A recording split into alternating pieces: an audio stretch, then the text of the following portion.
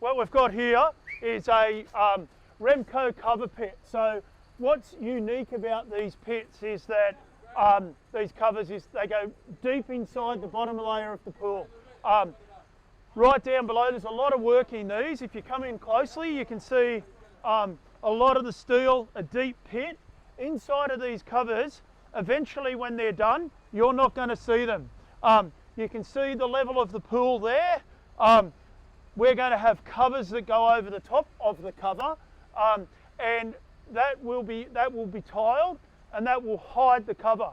From the home, from the cabana, we'll press a button, and that cover will come up out of the ground, and it'll roll across the pool all the way along. It's cut in a specific shape, so it'll go to the stairs, and the rest of it will continue on. So what's great about this cover is obviously very low maintenance for your pool. Quite expensive to put in, so a homeowner has to make a decision on whether or not they feel that's something that they can invest in. But once it's in play, it's also got a lot of benefits when it comes to heating your pool.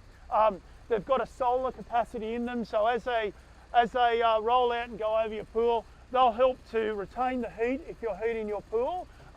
That helps with a lot of factors, which include also precipitation, so to reduce water loss. But in the end, it'll keep your pool warmer for longer, keep your leaves out. The other really unique features is as they roll back in, you'll notice that we've got a skimmer box. So if you just spin you around and have a look over here, you'll see that we've got a skimmer box here.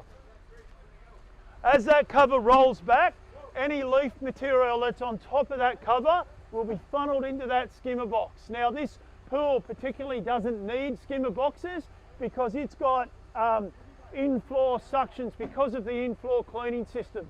These are here specifically to grab that surface material as it comes up off the cover.